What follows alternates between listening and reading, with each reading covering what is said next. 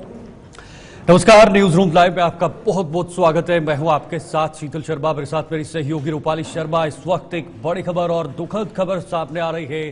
देश के मशहूर उद्योगपति रतन टाटा अब इस दुनिया में नहीं रहे। उनका 86 साल की उम्र में निधन हो गया है। आपको बता दें, रतन टाटा एक ऐसा नाम जो देश के हर शख्स की जुबान पर गूंजता था, क्योंकि उन्होंने एक पहचान, अलग ही पहचान बनाई थी पूरे देश के अंदर। और ना सिर्फ अच्छे उद्योगपति के तौर पर, बल्कि एक अच्छी शख्सियत, अच्छी इंसानियत और अतुलनीय कार्यों के चलते वो समाज और देश और दुनिया में जाने जाते थे।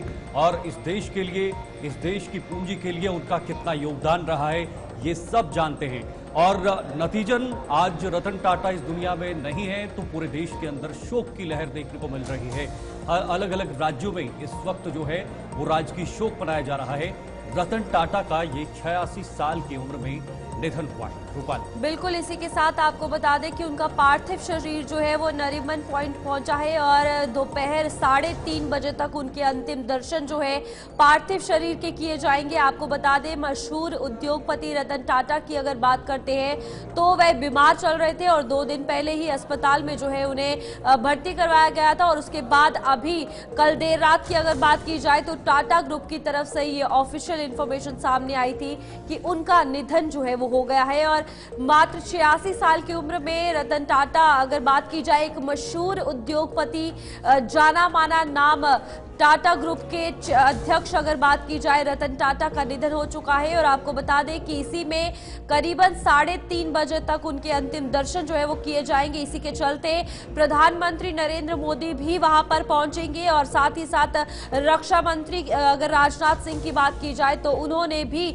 अपना शोक जो है वो व्यक्त किया है। तो शाम 4 बजे तक ये सामने आ रहा है कि अंतिम दर्शन किए जाएंगे। फिलहाल आपको बता दें कि सभी जानी मानी हस्तियां वहां पर पहुंच रही है और कल देर रात ही एकनाथ शिंदे वहां पर पहुंचे थे अस्पताल के बाहर और उसके बाद उनके पार्थिव शरीर को नरीमन पॉइंट जो है वो पहुंचाया गया था। फिलहाल आपको बता दें कि मशहूर उद्योगपति रतन टाटा की अगर बात करते हैं तो उनका निधन जो है वो हो गया है।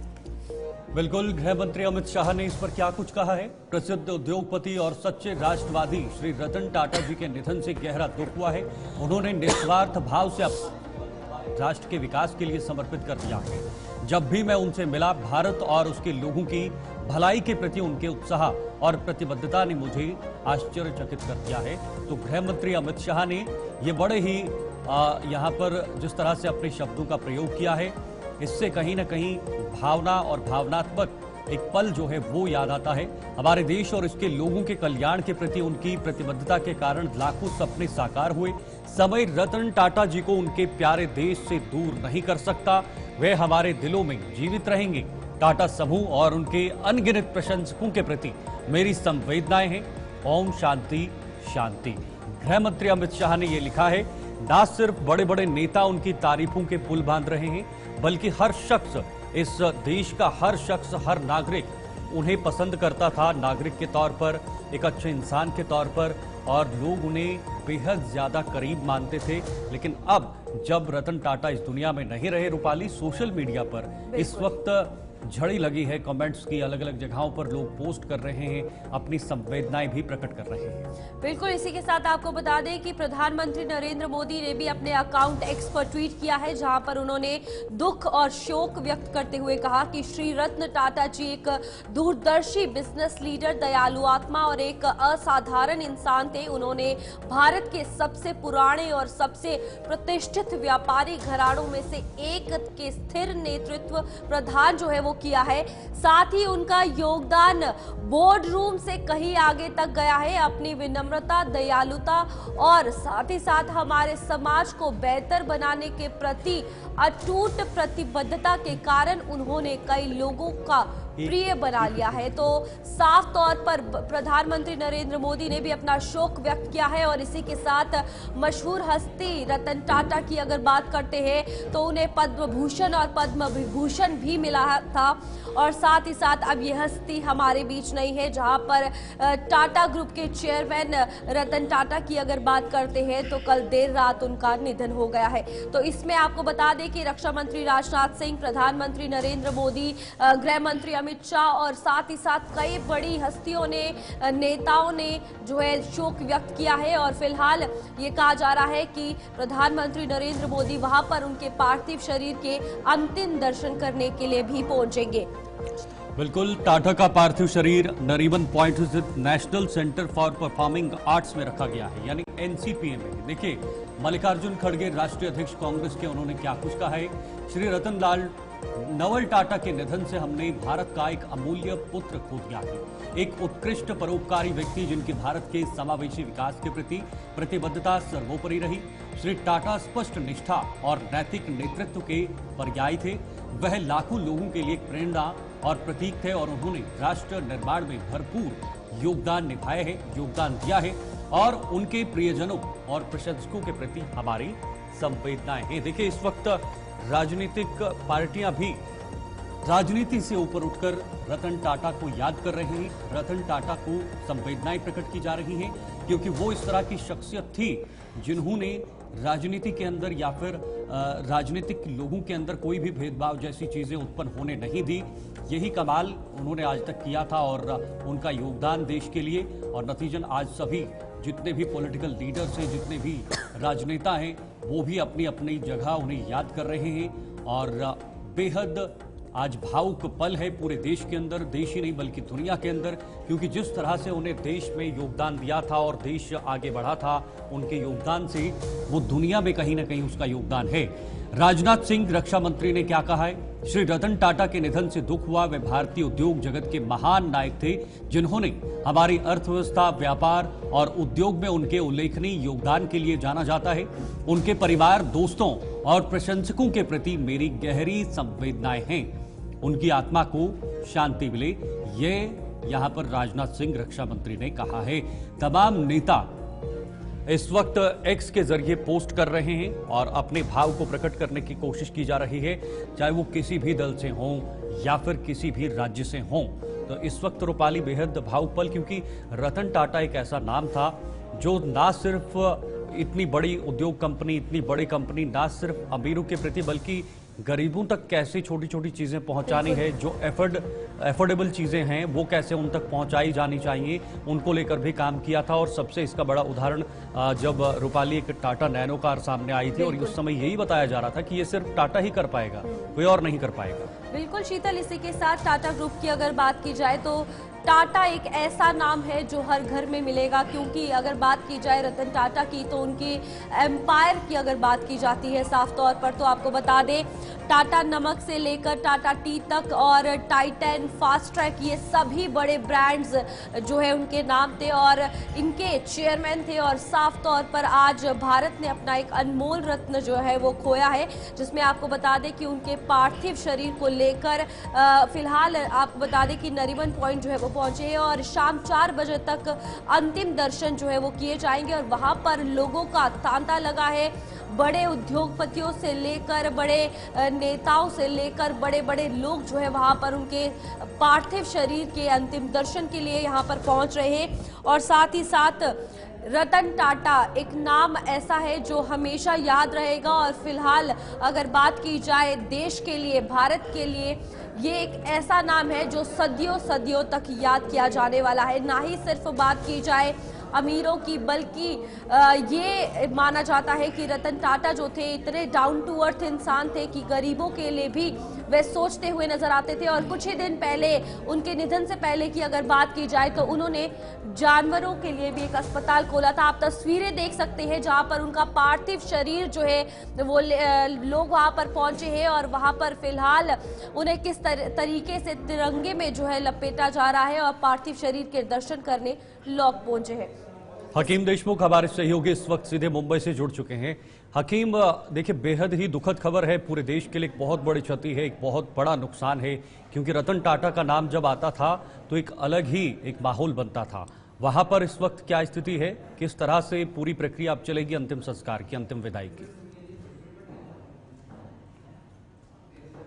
महाराष्ट्र के अगर हम बात करते हैं, रतन टाटा का नाम जो है वो महाराष्ट्र के साथ जुड़ता है। साथ ही साथ देश ने अपना एक अनमोल रतन जो है वो आज खो दिया है रतन टाटा के रूप में। जिस तरीके से आज उसकी मौत हुई है, तो काफी लोक सदमे में है। रतन टाटा एक परोपकारी व्यक्ति के नाम से जाने जाते थे। हमने इनके कोविड काल में जो है ये इनकी बहुत सारी चीजें देखी है।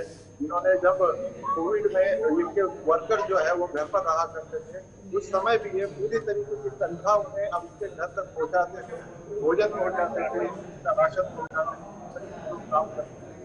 अब एनसीपीए में उनका पार्थिव शरीर जो है वो रखा गया है अंतिम दर्शन के लिए, और उसके बाद जो है 4-4:30 बजे के करीब वर्ली की जो है वो अंतिम संस्कार उसका किया जाएगा। बिल्कुल हकीम, कौन कौन से वो बड़े चेहरे हैं दिल्ली के जो वहां पर पहुंचेंगे, इस अंतिम विदाई की प्रक्रिया में हिस्सा लेंगे, और कौन बड़े चेहरे होंगे? फिल्म इंडस्ट्री की बात करें या फिर पॉलिटिक्स की बात करें?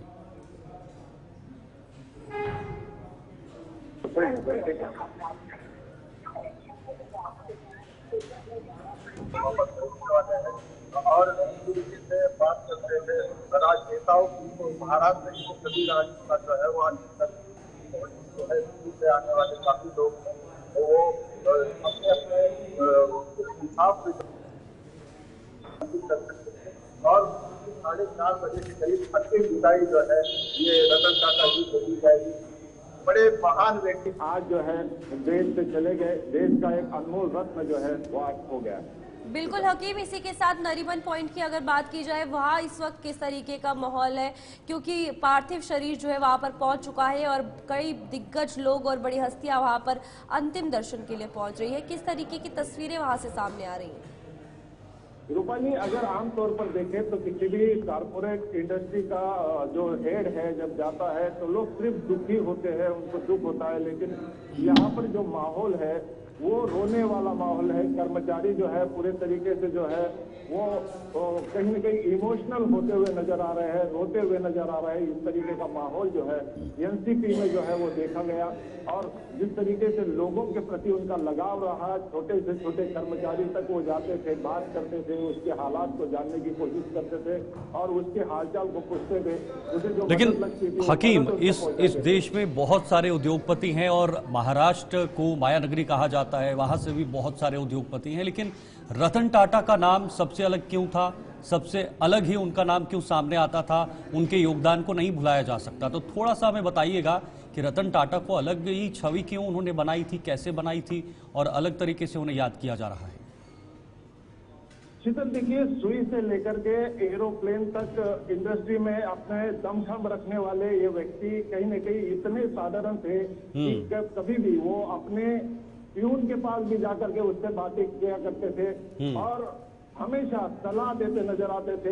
टाइम के प्रति बड़े पंक्चुअल रतन टाटा रहा करते थे हमेशा से, और टाइम को बहुत ही अहमियत इन्होंने दी थी। और सभी को ये बताया करते थे कि टाइम की कद्र करो, टाइम के साथ चलो और टाइम के साथ बदलो। रतन टाटा वो व्यक्ति थे जो हर किसी के मदद के लिए आगे आते थे, समय कोई भी हो, देश के लिए, देश की मदद के लिए। देश जब मुसीबत में रहा तब भी वो आगे आए, बड़े पैमाने पर जो है उन्होंने मदद की, और कहीं न कहीं लोगों की अगर बात करें तो लोगों के दिलों में वो राज किया करते थे। उनके ठीक है हकीम, फिलहाल इस वक्त मनीष भी झारखंड से हमारे साथ, आप भी बने रहिएगा। मनीष भी हमारे साथ बने हुए हैं, जरा झारखंड भी इस वक्त जाना चाहेंगे। फिलहाल रतन टाटा के निधन से देश में शोक की लहर नजर आ रही है पूरे देश के अंदर, और साथ ही साथ झारखंड में एक दिन का राष्ट्रीय शोक भी घोषित कर दिया है और तिरंगे में लपेटकर उन्हें सम्मान दिया जा रहा है, अंतिम विदाई दी जा रही है। और पूरा देश इस वक्त झकझोर है कि वो रतन टाटा जिनका योगदान इस देश के लिए, इस देश की अर्थव्यवस्था के लिए, इस देश के उद्योग को एक नई दिशा देने के लिए उन्होंने जो योगदान दिया है, जिससे भारत भी मजबूत हुआ या फिर भारत को मजबूत होने में उनका भी अहम योगदान है, वो चीजें उन्हें अलग बनाती है। और जैसे हमारे सहयोगी ने कहा कि हर छोटी से छोटी चीज से लेकर बड़ी से बड़ी चीज तक मार्केट में अवेलेबल है और टाटा के नाम से अवेलेबल है, और यही एक कारण है कि जब वो छोटे छोटे वर्गों के लोगों को या मध्यम वर्गीय लोगों को ध्यान रखा जाता है, उनके हित में कोई बड़े कदम उठाए जाते हैं, उनके लिए एक मैन्युफैक्चरिंग उसमें जो है वो चीज़ों को बनाया जाता है ताकि हर आम इंसान उसका इस्तेमाल कर सके। जो एफोर्डेबल नहीं है वो भी रतन टाटा ने करके दिखाया है। फिलहाल इस वक्त झारखंड से मनीष झा हमारे साथ जुड़ चुके हैं। मनीष, झारखंड में रतन टाटा के निधन के बाद वहां पर भी शोक की लहर देखने को मिल रही है, जरा बताइए वहां पर क्या माहौल है, क्योंकि देश ने वाकई में एक रत्न खोया है। शीतल, यदि कम शब्दों में कहा जाए तो आज झारखंड रो रहा है, क्योंकि रतन टाटा एक ऐसे शख्सियत रहे थे जिन्होंने गुलामी की जंजीर से लेकर आज जब भारत जगत गुरु बनने की ओर, विश्व गुरु बनने की ओर अग्रसर है, विकसित देश बनने की ओर अग्रसर है, यहाँ तक का उन्होंने सफर किया।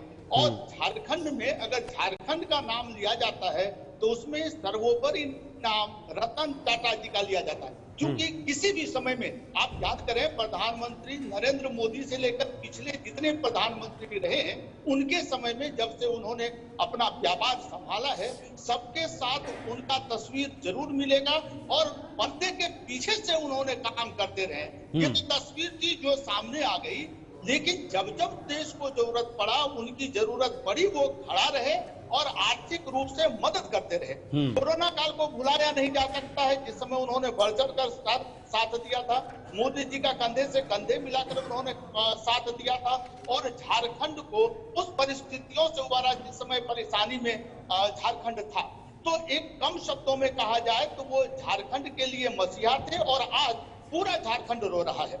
जब आप झारखंड आएंगे और जमशेदपुर जाए तो आपको पता चलेगा कि उनकी जो जो सोच थी, वो उनकी जो सोच थी वो कितनी अलग थी, कितना साफ सुथरा, किस तरह प्रदूषण से लड़ा जाए, किस तरह व्यापार को बढ़ाया जाए, लोगों को किस तरह अधिक से अधिक रोजगार से जोड़ा जाए, ये उनके अंदर था। और सबसे बड़ी चीज जो उनके सहकर्मी रहे हैं वो याद करते हैं कि शालीनता उनके अंदर, यदि वो अपने छोटे कर्मचारियों से भी मिलते थे तो इतनी शालीनता थी उनके अंदर कि उन्हें भी बेटा कहकर पुकारते थे और सलाह देते थे कि आपको ऐसे करना चाहिए, आपकी ये गलती हो गई। बिल्कुल सही बात कही आपने मनीष। उनकी दूरदृष्टि और हर इंसान को सम्मान रूप में देखना, एक नजर से देखना, चाहे वो किसी भी वर्ग से हो, अमीर हो, गरीब हो या कोई भी हो, एक समान दृष्टि से वो देखते थे। एक दूरदर्शी इंसान थे और दूर की सोचते थे। छोटी छोटी चीजों से लेकर बड़ी बड़ी चीजों तक उन्होंने बनाई है, यानी हर वर्ग का ख्याल रखा है। कुछ एग्जाम्पल, कुछ उदाहरण भी इस देश में हैं। चाहे हम टाटा नैनो कार की बात करें, एक ऐसी कार बनाई थी जो आय वाले लोग हैं वो उसको एफर्ड कर पाते थे, कर सकते थे। आज भी ये मार्केट में अवेलेबल है। तो ये सोच दर्शा रही है कि उनकी दूरदर्शी सोच कितनी दूर तक थी, वो सोचते थे आम लोगों के लिए।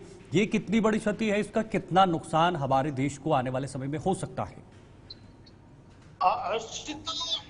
अगर हम याद करें अटल बिहारी वाजपेयी का, तो वो कहते थे कि जो अपने सहयोगी हैं या जो आपके चाहने वाले हैं वो तो आपका प्रशंसा करते हैं, जिस दिन आपके दुश्मन आपका प्रशंसा करना शुरू कर दे, समझ लीजिए कि आप अच्छे काम कर रहे हैं। तो आज रतन टाटा जी के लिए सत्ता पक्ष, विपक्ष, देश विदेश सभी याद कर रहे हैं, सभी की आंखें नम है। तो इससे समझ सकते हैं कि ये अपूरणीय क्षति है देश के लिए। और जिस तरह से उन्होंने समय पर देश को साथ दिया, देश के साथ खड़ा रहे। अनेक व्यापारी हैं जो विदेश चले जाते हैं, वहां जाकर बढ़ावा देते हैं, लेकिन उन्होंने अपने देश में रह के रोजगार सृजन किया और ब्रांड इस तरह से बनाया कि देश के हर भागों में या विदेशों में भी आप जाएंगे तो टाटा का जो प्रोडक्ट है वो आपको मिल जाएगा। नैनो कार का जो आपने चर्चा किया, लोग सोचे नहीं थे लखटकिया कार बनेगी और गरीब लोग 4 चक्का में चल पाएंगे। उन्होंने वो सपना भी पूरा करके दिखाया और सबसे अधिक लाभ अगर इसका मिला है तो झारखंड वासियों को मिला है। इसलिए आज झारखंड में शोक है, आज झंडा। मनीष, रोकना चाहूंगा, बड़ी खबर है। अमेरिकी राजदूत एरिक गास्टी ने भी शोक जताया है। बड़ी खबर, रतन टाटा का निधन एक युग का अंत है। विदेश मंत्री एस जयशंकर ने यह कहा है और रतन टाटा के निधन पर महाराष्ट्र में एक दिन का राजकीय शोक भी वहां पर घोषणा की है।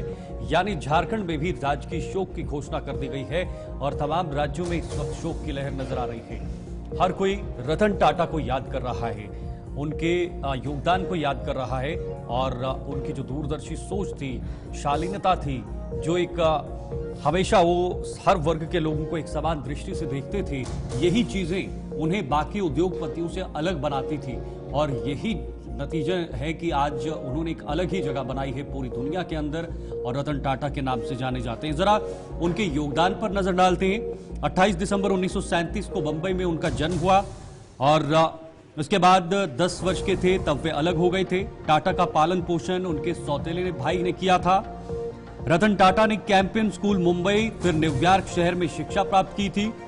वह कॉर्नेल विश्वविद्यालय और हार्वर्ड बिजनेस स्कूल के पूर्व छात्र भी रहे हैं। जब जेआरडी टाटा ने 1991 में टाटा सन्स के अध्यक्ष पद से इस्तीफा दिया तो उन्होंने रतन टाटा को अपना उत्तराधिकारी नियुक्त किया है। फिलहाल देश के अनमोल रतन, जब रतन टाटा 10 वर्ष के थे तब वे अलग हो गए।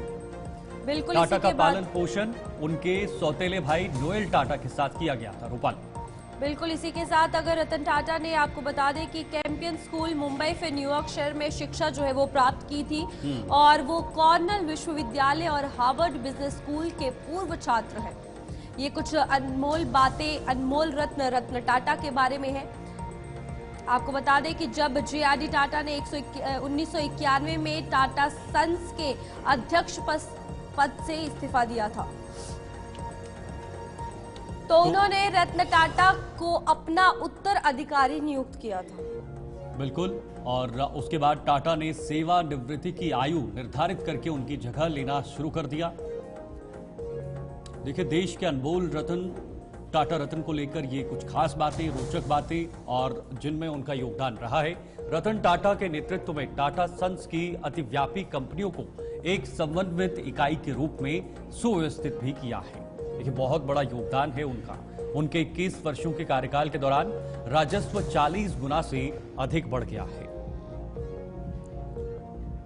बिल्कुल इसी के साथ ये कुछ खास बातें हैं जो रतन टाटा के बारे में हम आपको बता रहे हैं। जहां देश के अनमोल रत्न के बारे में बात की जाए तो आपको बता दें, उन्होंने टाटा टी को टेटली, टाटा मोटर्स को Jaguar land rover, Tata steel को कोरस का अधिग्रहण जो है वो दिया था और उन्होंने टाटा नैनो कार का भी संकल्पना तैयार जो है वो की थी और हर किसी के लिए जो गाड़ी अफोर्ड नहीं कर पाते थे उन्हें टाटा नैनो कार दी थी। और 75 वर्ष की आयु पूरी होने पर रत्न टाटा ने 28 दिसंबर 2012 को टाटा सन्स के अध्यक्ष पद से इस्तीफा दे दिया था।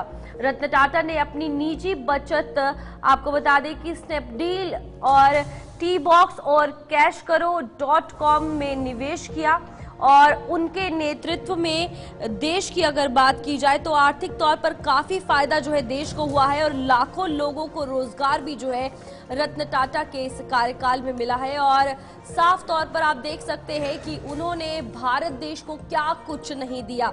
घर से लेकर जिस तरीके से बात की जाए टाटा टी सॉल्ट की यहाँ पर, और साथ ही साथ टाटा नैनो कार की जो खुद में एक उदाहरण है, वो रत्न टाटा ने इस देश को दी है। तो हकीम, जिस तरीके से इनकी उपलब्धियां गिराई जा रही है, क्या कुछ लगता है ये जो दुख है और ये जो नुकसान हमारे देश को हुआ है, ये कह सकते हैं, और इन्हें पद्म भूषण और पद्म विभूषण भी मिला था, क्या कुछ लगता है क्या दोबारा इस देश में ऐसा अनमोल रत्न आ पाएगा?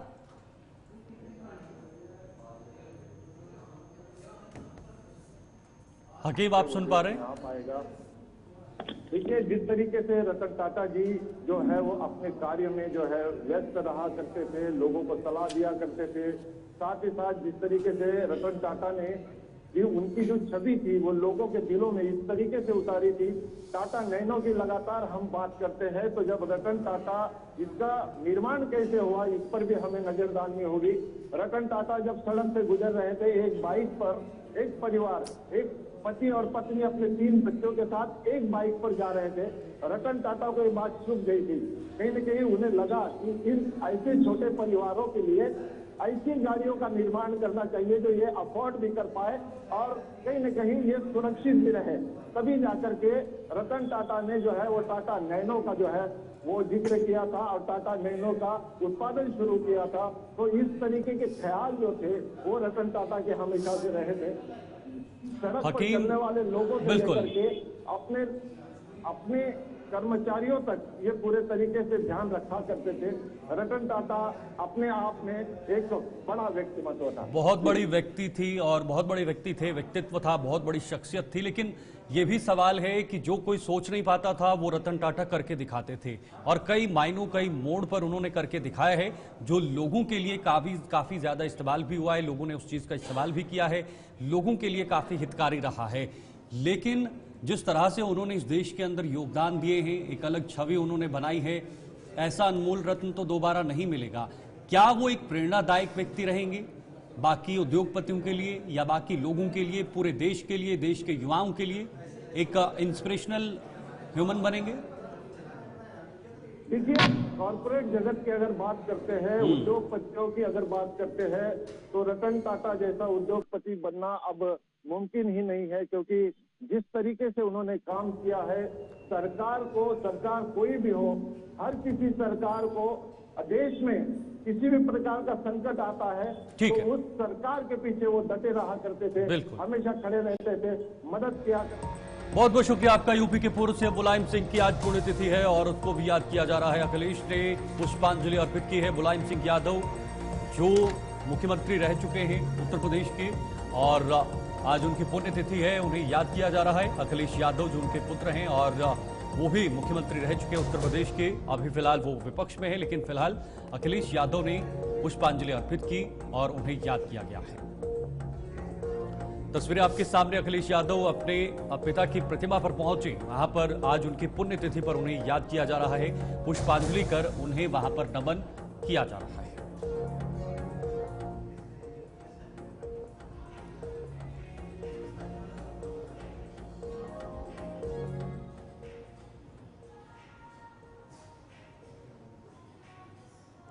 चलिए आपको सीधे लिए चलते हैं उत्तराखंड के देहरादून, जहां पर मुख्यमंत्री पुष्कर सिंह धामी इस वक्त संबोधन कर रहे हैं। हेली सेवाओं से जोड़ने के लिए हम प्रयास कर रहे हैं। हेली सेवाएं राज्य में न केवल आवागमन को सुगम बनाएंगी, बल्कि जैसा हमारी बहनों ने वहां से बोला कि जो स्वास्थ्य की दृष्टि से जिनको तत्काल सेवाओं की आवश्यकता है, उनको भी और अन्य दृष्टि से भी लाभ होगा। दैवीय आपदा के समय में दूरस्थ और दुर्गम क्षेत्रों के लिए ये एक लाइफलाइन का भी काम करेंगी। और हमारी सरकार हवाई संपर्क को और सशक्त बनाने के लिए घरेलू जो उड़ानें हैं, उनको हर स्थान पर हमारी घरेलू उड़ानें मिले, इसके लिए हमने राज्य सरकार की तरफ से ये प्रयास किया है कि राज्य का कोई भी दूरस्थ क्षेत्र हो, उस दूरस्थ क्षेत्र में हम हेली सेवा प्रारंभ करेंगे, हेली सुविधाएं लोगों को देंगे। इस पर हमारा विशेष ध्यान है। इसके साथ ही हमारी सरकार उत्तराखंड को वैश्विक स्तर पर एक हमारा प्रमुख गंतव्य स्थान के रूप में स्थापित हो, अंतर्राष्ट्रीय उड़ानों के विस्तार के लिए भी लगातार प्रयास कर रहे हैं। मुझे पूरा विश्वास है हम शीघ्र ही पूरे देश में वायु यातायात के लिए एक विशिष्ट हब के रूप में जाने जाएंगे। उत्तराखंड को एक समृद्ध और आत्मनिर्भर राज्य बनाने की दिशा में हम लगातार प्रयास कर रहे हैं। तो आज का दिन हमारे लिए बड़ा महत्वपूर्ण दिन है और निश्चित रूप से हम इन सेवाओं के प्रारंभ होने से एक नया अध्याय अपने लिए शुरू कर रहे हैं। मैं फिर से आप सबका एक बार धन्यवाद करते हुए और सभी हमारे विशिष्ट जनों का, सबका और सभी सेवा प्रदाताओं का, आए हुए अतिथियों का अपनी ओर से स्वागत करते हुए आप सबको आगे के लिए शुभकामनाएं देते हुए, और जो आज पहली सेवा में जिनको आज देहरादून आने का जो देहरादून आ रहे हैं, उन सबका भी मैं यहाँ से स्वागत करता हूँ। आप सबको बधाई देता हूँ। आप सबका बहुत बहुत धन्यवाद। उनको सभी प्रकार की सुविधाएं यहाँ पर मिले और हम एक और जहाँ प्रदेश में पर्यटन स्थल विकसित करने का प्रयास कर रहे हैं, वहीं जो पुराने हमारे पर्यटक स्थल हैं उनके लिए भी निरंतरता से काम कर रहे हैं।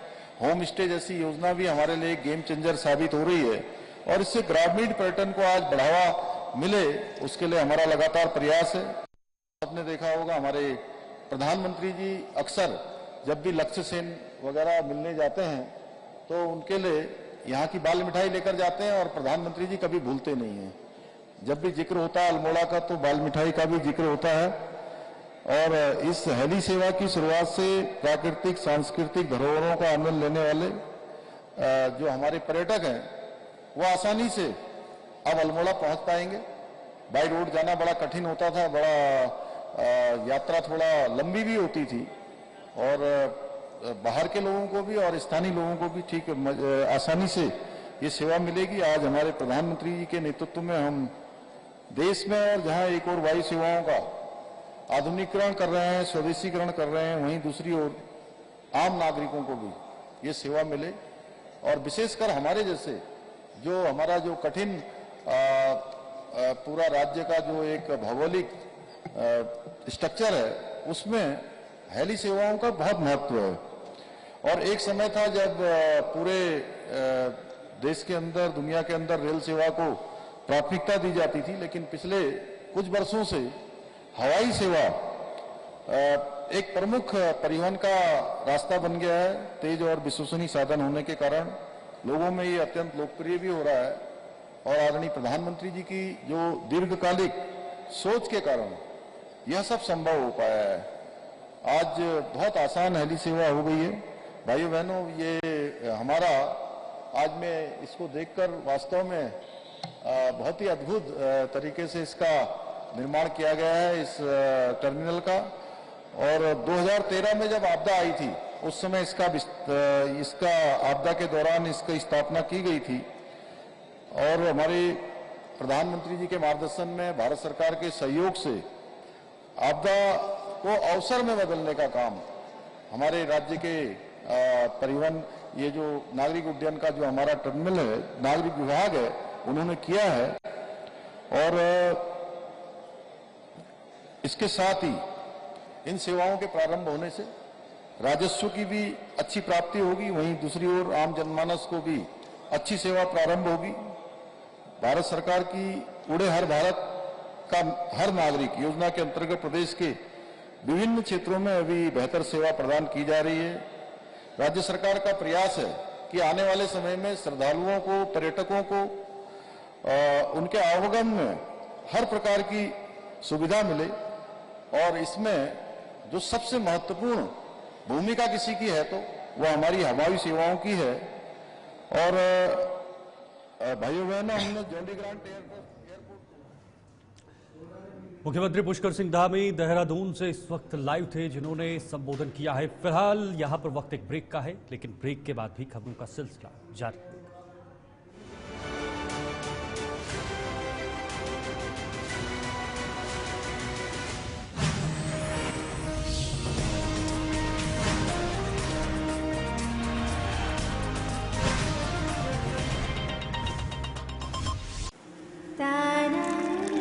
आज बारिश को चाय पे बुलाते हैं, मचलती बूंदों को थमना सिखाते हैं, बारिश को सुकून का स्वाद चखाते हैं। वाह ताज। मुख्यमंत्री पुष्कर सिंह धामी के नेतृत्व में राज्य सरकार साइबर सुरक्षित उत्तराखंड बनाने के लिए कई मोर्चों पर काम कर रही है। साइबर सुरक्षा के मजबूत तंत्र से साइबर अपराधियों की धरपकड़ में तेजी आई है। साइबर अपराधों से निपटने के लिए देहरादून और रुद्रपुर में 2 साइबर क्राइम पुलिस स्टेशन बनाए गए हैं। इसके अलावा सभी जिलों में साइबर सेल स्थापित की गई हैं। आजकल साइबर अपराधी digital arresting, AI voice cloning जैसे आधुनिक तरीकों से साइबर ठगी को अंजाम दे रहे हैं। मान लीजिए आपको कोई कॉल आती है और कहा जाता है आपका पार्सल पकड़ा गया है या आपके अकाउंट से गैर कानूनी लेन देन हुआ है। वीडियो कॉल में अपराधी का बैकग्राउंड किसी पुलिस स्टेशन की तरह दिखता है। डर दिखाकर अपराधी आपको घर में ही कैद कर देता है, जिसे अपराधी डिजिटल अरेस्ट कहते हैं। याद रखें, कानून में डिजिटल अरेस्ट जैसा कोई शब्द नहीं होता। पुलिस या कोई एजेंसी आपको कॉल पर अरेस्ट की धमकी नहीं देते, लिहाजा डर या धमकी भरी ऐसी बातों पर कभी यकीन न करें। कई बार साइबर अपराधी AI वॉइस क्लोनिंग के जरिए आपके किसी परिचित की मिलती जुलती आवाज में आपसे बात कराते हैं। उसके अरेस्ट होने या फंसे होने की बात करके आपसे पैसे ऐंठ लेते हैं। इसलिए अपराधियों के झांसे में आने से पहले अपने परिचित को खुद कॉल करके पुष्टि जरूर करें। पैसा दोगुना करने, विदेश में नौकरी दिलवाने जैसे लालच में कभी न फंसें। किसी अनजान नंबर से आई वीडियो कॉल को कभी रिसीव न करें। व्हाट्सएप, ईमेल या SMS में आए किसी भी अनजान लिंक को क्लिक न करें। गैर जरूरी ऐप्स डाउनलोड न करें, केवल वेरीफाइड सोर्स से ही ऐप डाउनलोड करें। पासवर्ड, OTP एवं अन्य गोपनीय जानकारियां किसी से साझा न करें। पासवर्ड मजबूत रखें और समय समय पर बदलते रहें। अगर आप साइबर अपराध के शिकार हो जाते हैं तो बिना देरी किए टोल फ्री नंबर 1930 पर शिकायत दर्ज कराएं। साइबर क्राइम पर करें प्रहार, बने जागरूक, रहें होशियार। Madhusudan 100% desi ghee, purity tested by gas chromatography. Madhusudan दही, UHT मिल्क एंड छाछ।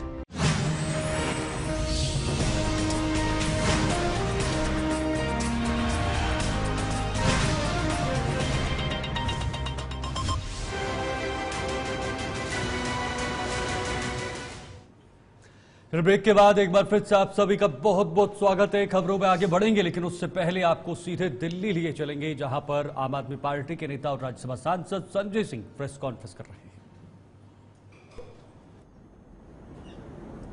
आप मुख्यमंत्री आवास पे कब्जा करना चाहते हैं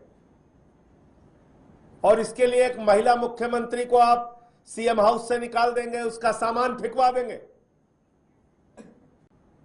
वो एलजी जो पार्षद का चुनाव नहीं जीत सकते, उस मुख्यमंत्री का सामान फेंकवा रहे हैं जो 62 विधायकों का समर्थन लेकर मुख्यमंत्री बनी है। जो अरविंद केजरीवाल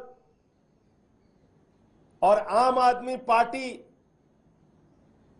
के विशाल समर्थन और सहयोग से दिल्ली की जनता ने जनादेश दिया है, यह उसका अपमान है। जो दिल्ली के लोगों ने एक चुनी हुई सरकार बनाई है, यह उसका अपमान है। एक गैर निर्वाचित व्यक्ति एलजी जो भारत के प्रधानमंत्री और अमित शाह के द्वारा दिल्ली में सिर्फ इसलिए बैठाए गए हैं कि दिल्ली का काम रोकना है, दिल्ली में निर्वाचित मुख्यमंत्री और आम आदमी पार्टी के नेताओं को हर दिन अपमानित करना है, वो एलजी एक महिला मुख्यमंत्री का सामान फेंकवा दे रहे हैं। ये क्या तमाशा हो रहा है दिल्ली में? सीएम आवास इस्तीफा देने के बाद अरविंद केजरीवाल जी ने खाली किया। भारतीय जनता पार्टी वाले चिल्ला चिल्ला के झूठ फैला रहे हैं, इसीलिए मैं इनको भारतीय झूठा पार्टी कहता हूं। केजरीवाल जी ने चाबी नहीं दी, केजरीवाल जी ने घर नहीं खाली किया। मैं आज फिर से पढ़ के सुनाता हूं। ये प्रमाण है उस बात का कि केजरीवाल जी ने घर खाली किया, और जब घर खाली किया जाता है, सारी चीजों की जांच के बाद यह प्रमाण दिया जाता है, यह सर्टिफिकेट दिया जाता है कि यह घर खाली किया गया है। इसमें क्या लिखा हुआ है? ये जीएडी डिपार्टमेंट का पत्र है। ये लिख रहे हैं कि this is to certify that Shri Arvind Kejriwal ex chief minister has vacated the government accommodation on dated 4/10/2024 4/10/2024 4 अक्टूबर को उन्होंने घर खाली कर दिया। After resigning from the post of chief minister of Delhi and who has no dues pending against him regard to payment of electricity, water, gas and telephone bills till date। इसमें तो साफ साफ लिखा हुआ है कि उनके खिलाफ किसी भी प्रकार का बकाया नहीं है और अरविंद केजरीवाल ने घर खाली कर दिया। ये तो साफ तौर पे लिखा हुआ है। तो आप मुझे बताइए कि सीएम हाउस में,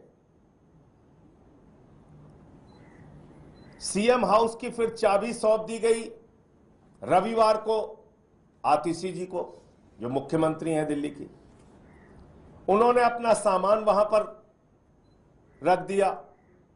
आप लोगों ने दिखाया भी टीवी पे कि उनका सामान रख दिया गया। उन्होंने कैंप कार्यालय में वहां मीटिंग भी कर ली। उसके बाद जबरन दादागिरी एलजी के द्वारा, जबरन गुंडागर्दी भारतीय जनता पार्टी के द्वारा, जबरन मकान खाली कराया जाएगा, जबरन सामान फेंकवाया जाएगा। जब दिल्ली के एलजी अपने राजनिवास में आए थे तो क्या पुराने एलजी से इन्वेंट्री ली गई थी उनके आने से पहले?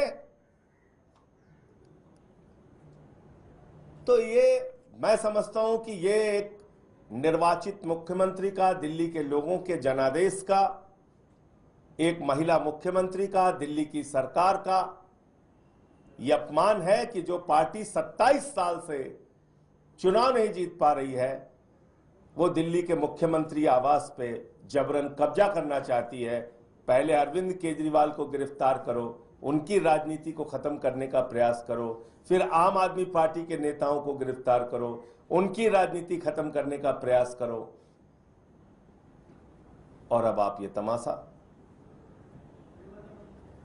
तो मुझे इतनी बात कहनी थी, आपका कोई प्रश्न हो? सर, ये सवाल उठाया जा रहा है कि कभी आधिकारिक रूप से मुख्यमंत्री के तौर पे आतिशी को chief flag staff mark allot नहीं हुआ था, तो ऐसे में क्या वो इलीगल तरीके से इंक्रोचमेंट या कब्जा इस तरह के आरोप लग रहे हैं, तो क्या कोई लेटर ऑफ अलॉटमेंट इस तरह से है आतिशी जी के पास? इसमें दो चीजें एलजी हाउस की तरफ से कही गई हैं। पहली बात है कि 6 फ्लैग स्टाफ रोड का जो आवास है वो कहीं ऐसा मेंशन नहीं कि मुख्यमंत्री को ही जाएगा।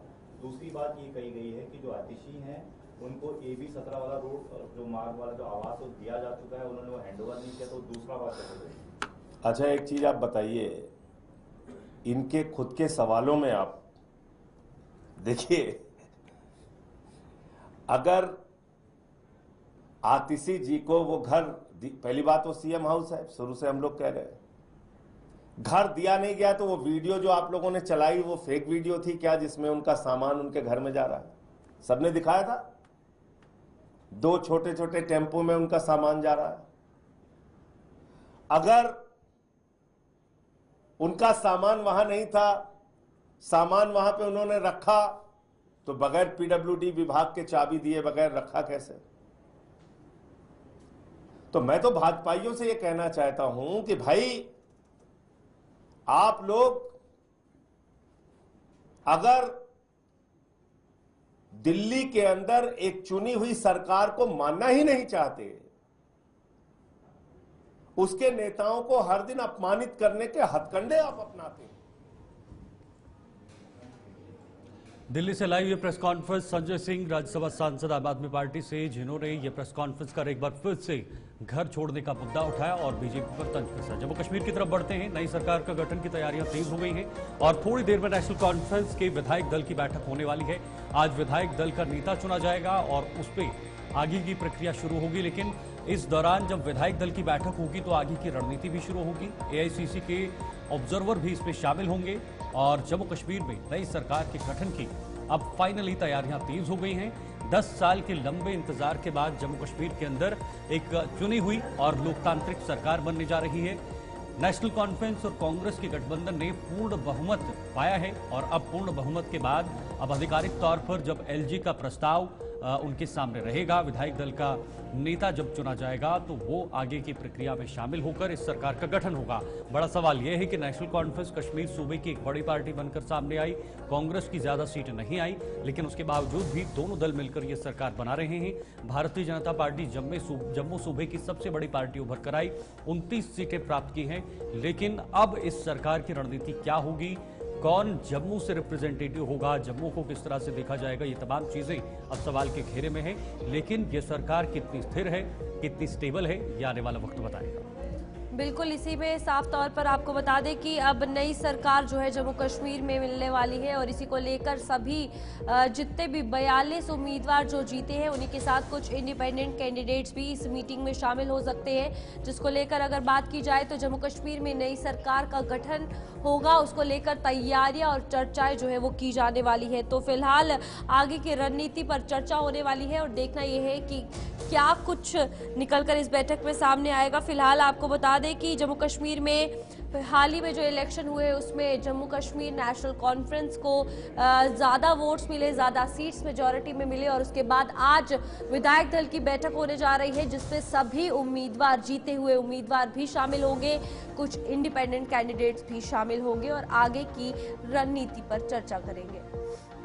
बिल्कुल, और उमर अब्दुल्ला पूर्व मुख्यमंत्री जम्मू कश्मीर के और नेशनल कॉन्फ्रेंस के उपाध्यक्ष जो इस वक्त मुख्यमंत्री बनने की रेस में सबसे आगे बैठे हुए हैं और संभवतः उमर अब्दुल्ला ही मुख्यमंत्री बनने जा रहे हैं इस नई सरकार के, लेकिन जीतने के बाद उनकी चेहरे की खुशी कुछ अलग ही बयां कर रही है। जब चुनाव की घोषणा हुई थी तो उससे पहले उमर अब्दुल्ला ने इन चुनाव को लड़ने से इनकार किया था, उन्होंने मना किया था, उन्होंने कहा था कि इन चुनाव को लड़ने का कोई भी फायदा नहीं है, इन चुनाव को लड़ने की कोई अहमियत नहीं है, कोई इंपॉर्टेंस नहीं है, वो इसलिए क्योंकि तमाम जो जम्मू कश्मीर की एक पार्टी की जो सरकार की शक्तियां होती हैं, जो एक पावर्स होती हैं, उन्हें एलजी की तरफ शिफ्ट कर दिया गया है। जो बड़ी बड़ी पावर्स है वो एलजी के शिफ्ट कर दिया है, जिसके बाद सरकार में अब उमर अब्दुल्ला ने पहले कहा था कि चुनाव नहीं लड़ेंगे, लेकिन उसके बाद उन्होंने 2 जगह से चुनाव लड़ा और 2 जगह से चुनाव लड़ने के बाद उन्होंने यहां पर सरकार बनाने की तरफ जा रहे हैं। अब आपको बताएंगे जरा जम्मू कश्मीर नेशनल कॉन्फ्रेंस ने कितनी सीटें प्राप्त की हैं।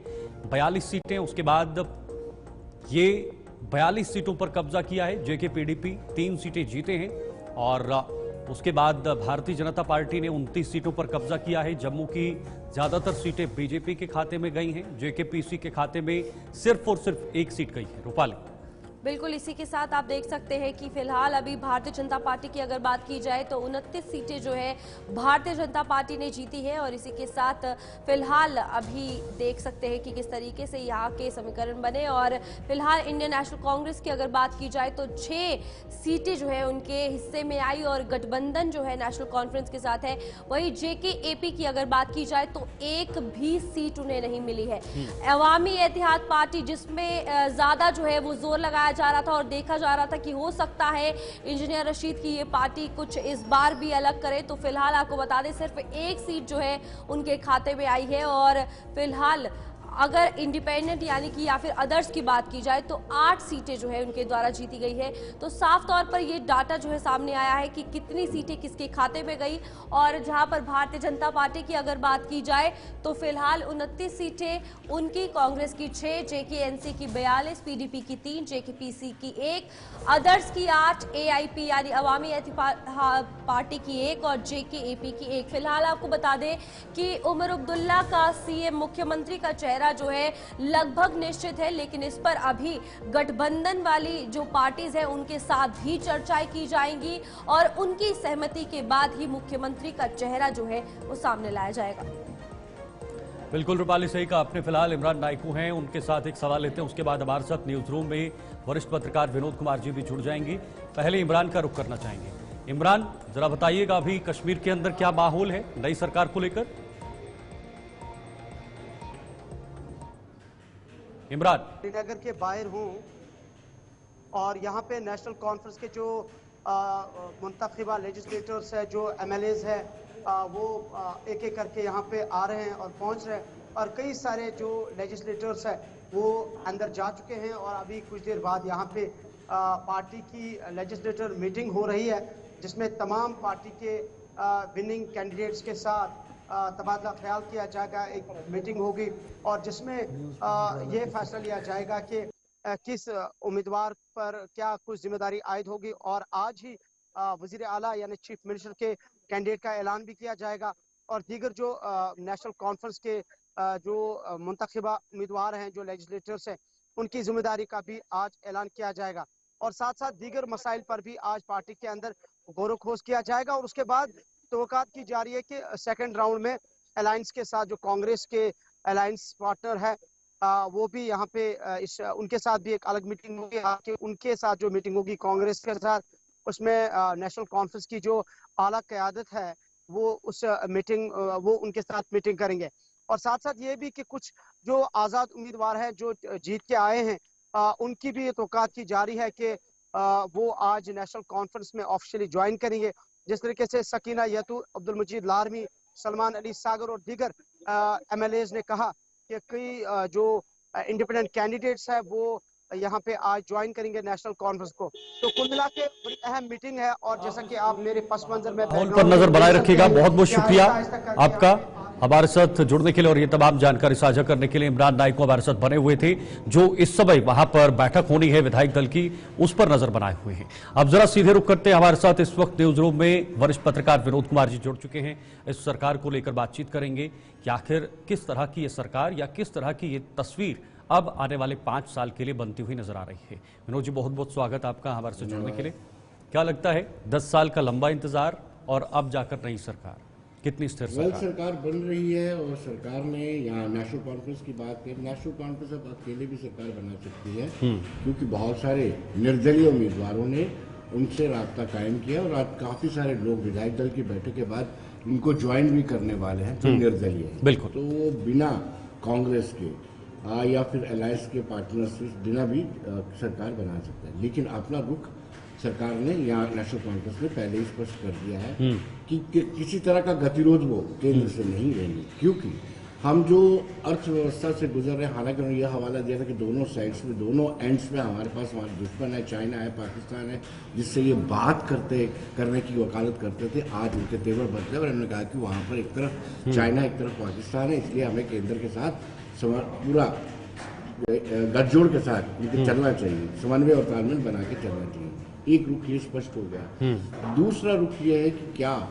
जो एलजी और सीएम का दिल्ली में हम देखते हैं 239 डबल है दिल्ली में, उसके तहत यूटी बनी है, यहाँ 239 ए के तहत यूटी बनी है। ठीक है, क्या उपराज्यपाल और जो चीफ मिनिस्टर बनेंगे उनके बीच में समन्वय और तालमेल रहेगा? ये चीजें सारी देखने वाली। बिल्कुल ये चीजें हैं, लेकिन आपने शुरुआत में कहा कि कांग्रेस के बिना भी ये सरकार बनाई जा सकती है, उतना नंबर है नेशनल कॉन्फ्रेंस के पास। लेकिन नेशनल कॉन्फ्रेंस के पास क्या फिर से एक मजबूरी रहेगी कांग्रेस को साथ रखना? क्योंकि अगर जम्मू को रिप्रेजेंट करना है, या आने वाले समय में जिस तरह से नेशनल कॉन्फ्रेंस कह रही है कि जब कांग्रेस की सरकार केंद्र में बनेगी तो उस समय हम जम्मू कश्मीर के मुद्दों को उठाएंगे, तो क्या ये तमाम पहलू हैं जिन पर नेशनल कॉन्फ्रेंस नजर रखेगी? हाँ बिल्कुल, आपने ठीक कहा। लेकिन एक चीज आपको बताते चलो कि जम्मू में कांग्रेस, जम्मू संभाग से रूपाली कांग्रेस में एक ही कैंडिडेट जीत के आया है, राजौरी से कैंडिडेट जीत के आया है, और वो भी मुस्लिम फेस से। ठीक है, तो आप हिंदुओं को क्या इग्नोर करेंगे? हिंदुओं को अगर आपने रिप्रेजेंटेशन देनी है तो आपको फिर जो निर्दलीय उम्मीदवार, जैसे बनी से जीत करके आए हैं, इंदरवल से जीत करके आए हैं, या सतीश शर्मा छम से जीत के आए हैं, जो इंडिपेंडेंट जीत के आए हैं, उनको आपको अब्जॉर्ब करना होगा और उनको रिप्रेजेंटेशन देनी होगी। अदरवाइज जो मैंडेट कहता है रूपाली, वो कहता है कि बीजेपी को जम्मू से मैंडेट मिला है और श्रीनगर से नेशनल कॉन्फ्रेंस को मैंडेट मिला है। बिल्कुल विनोद जी, फिर यहाँ पर वही बात आ जाती है कि जो सवाल पहले था इलेक्शंस के नतीजे आने से पहले कि क्या एक तरफ केंद्र में भारतीय जनता पार्टी की सरकार, दूसरी यहाँ पर जेकेएनसी की, तो क्या कुछ लगता है अब यहाँ पर सस्टेन करना जेकेएनसी के लिए किस तरीके से होगा और क्या कुछ फिर आगे बनेगा? देखिए, जो मेरा एक्सपीरियंस कहता है कि हमारी तो सैलरी भी, जो एम्प्लॉयज़ की सैलरी है, पेंशन में कंपोनेंट है, या वो जो हमारी ज़रूरतें हैं वो पूरा केंद्र सरकार करे। बिल्कुल, हमारे पास जो रिसोर्सेज होने चाहिए वो हमने इतने, यानी 7 डिकेड्स में हमने नहीं बनाया कि हम अपने ऐसे सैलरी भी दे सकें। तो हम पूरी तरह से निर्भर केंद्र सरकार पे। कोई भी राज्य सरकार केंद्र सरकार से कन्फ्लिक्ट नहीं ले सकती है। इसी को अगर एड ऑन करें विनोद जी, उमर अब्दुल्ला ने एक बयान दिया, उन्होंने कहा कि हमें 370 पर अब बात नहीं करनी चाहिए क्योंकि हम लोगों को धोखा नहीं दे सकते, झूठ नहीं कह सकते। अब जो प्रमुख मुद्दे थे वो इस तरह के थे जो अपने क्षेत्र, उनके अधिकार क्षेत्र में नहीं थे, लेकिन अब अपना रुख मोड़ा है, तो इससे क्या समझा जा सकता है? और उमर अब्दुल्ला ने कहा है कि सरकार के साथ तालमेल बैठाना अब हमारा काम रहेगा, ये कितना जरूरी है और क्या लगता है बैठ पाएगा आने वाले समय में? देखिए, ये 2 टर्म्स इस समय इस्तेमाल किए जा सकते हैं। एक तो उमर अब्दुल्ला ने यू टर्न लिया, दूसरा सरेंडर किया, 2 टर्म यूज किया। बिल्कुल बिल्कुल, ये मजबूरी है, केंद्र की सरकार के साथ आप तकरार नहीं ले सकते, जम्मू कश्मीर की ये मजबूरी है, क्योंकि जम्मू कश्मीर में खुद को आत्मनिर्भर बनाने का प्रयत्न ही नहीं किया। मैं ऐसा कुछ शब्द नहीं इस्तेमाल करूंगा, जितने भी बड़े बड़े लीडर्स थे उन्होंने अपने घरों को जरूर बनाया लेकिन रियासत को तवज्जो नहीं दी। अगर हम कांग्रेस की ही बात करते हैं, रूपाली कांग्रेस बहुत बदतर रही है, तो कांग्रेस ने अपना मुख्यालय तक नहीं बनाया है, जर्जर स्थिति में है कांग्रेस का मुख्यालय। वहां पर अगर कोई बैठ के कहीं गिर भी सकता है, और इनके मंत्रियों के घर देखें, इतने आलीशान घर हैं, आप कभी कल्पना भी नहीं कर सकते। तो ये तो अपने संगठन के लिए नहीं कर सकते, तो इन्होंने रियासत के लिए क्या करना था, ये बड़ी बंदिश है और पूरी तरह से ये केंद्र सरकार पर निर्भर। बहुत बहुत शुक्रिया विनोद जी हमारे साथ ज्वाइन होने के लिए और ये महत्वपूर्ण जानकारी बताने के लिए। विनोद जी हमारे साथ वरिष्ठ पत्रकार बने हुए थे जिन्होंने काफी महत्वपूर्ण जानकारी साझा की है। फिलहाल सत्संग में भगदड़ मची, 121 लोगों के मरने का मामला भोले बाबा लखनऊ में न्यायिक आयोग के सामने पेश हुए हैं और हाथरस भगदड़ के सवालों पर जवाब दे रहे हैं। ये बड़ी खबर इस वक्त, हाथरस मामले को लेकर पुलिस ने सुरक्षा व्यवस्था चाक चौबंद कर दी है और इस तरह से सत्संग में मची भगदड़ में 121 लोगों के मरने का मामला भी सामने आया। तो बिल्कुल फिलहाल आपको बता दें कि भोले बाबा लखनऊ में न्यायिक पेशी जो है उनकी होने वाली है, जिसको लेकर हाथरस भागदड़ मामले की अगर बात की जाए तो एक बड़ा मामला वहां पर सामने आया था, जहां पर 121 लोगों की मौत हुई थी। और बाबा भोलेनाथ की अगर बात की जाए तो वो फिलहाल उन पर बड़े सवाल उठते हुए सामने आए थे, जहां पर आपको बता दें कि न्यायिक आयोग के सामने अब वो पेश होंगे, उनकी पेशी होगी और क्या कुछ निकलकर सामने आएगा ये देखना होगा। फिलहाल पुलिस ने सुरक्षा व्यवस्था जो है वहां पर चाक चौबंद कर दी है, जहां पर आपको बता दें कि सत्संग का ये मामला था और भगदड़ मचने से 121 लोगों की मौत जो है वो वाकया हुई।